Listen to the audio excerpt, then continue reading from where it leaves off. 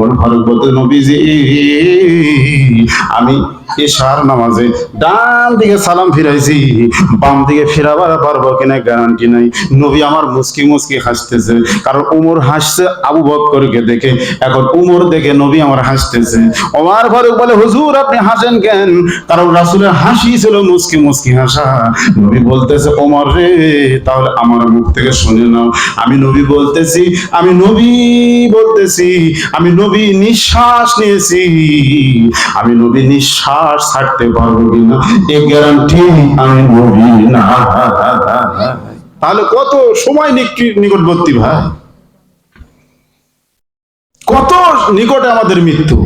এই জন্য আমার আল্লাহ বলেন সূরা মুলকের ভিতরে আল্লাযী খালাকাল মাউতা ওয়াল হায়াতা, আগে মৃত্যু তারপরে হায়াতের কথা বলেছেন, কারণ মৃত্যু কখন হবে গ্যারান্টি নাই। এখান থেকে বাড়ি যাওয়ার লাগি আপনার মৃত্যু হতে পারে, রাস্তার মধ্যে মৃত্যু হতে পারে, রাত্রেবেলা মৃত্যু হতে পারে, কখন মরবেন গ্যারান্টি নাই। আল্লাহ বলে বান্দারে আমি তোমাদেরকে বাঁচায় রাখছি আমি আল্লাহ দয়া করে। আল্লাহ বলেন ইন্নাস সালাতি ওয়া নুসুকি ওয়া মাহিয়া ওয়া মামাতি লিল্লাহি রাব্বিল আলামিন। নামাজের মালিক কে? আমাদেরকে বাঁচিয়ে রাখছেন কে? এই মুহূর্তে আমাদের জান্নাতের প্যান্ডেলে কবুল করছে কে? আল্লাহ আমাদের কবুল করেছে, সেই আল্লাহ তাআলা আমাদের হায়াতটা বাঁচা রাখছে ভাই।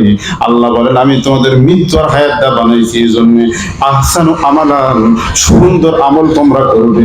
আমি আল্লাহ দেখতে চাই তোমরা সুন্দর কি আমল করো, এই আমল আমি আল্লাহ দেখার জন্য আমি আল্লাহ তাআলা তোমাদেরকে মৃত্যুর হায়াতটা দুনিয়াতে সৃষ্টি করেছি।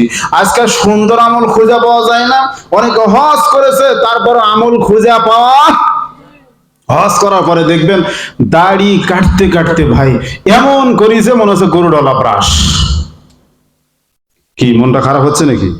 কোন হাদিসত লেখা আছে দাড়ি কাটো মুছ লম্বা করো, এমন করে দাড়ি কাটিছে ভাই মনে করেন আমরা যেমন সিপ কাটি ছোট ছোট করে, ওই গরুডলা ব্রাশ করেছে। খালি বলে হুজুর চুলকায়, আরে গরুডলা ব্রাশ যতই কর ততই চুলকাবে, লম্বা হলে চুলকাবে না। জোরে কোন ঠিক কিনা?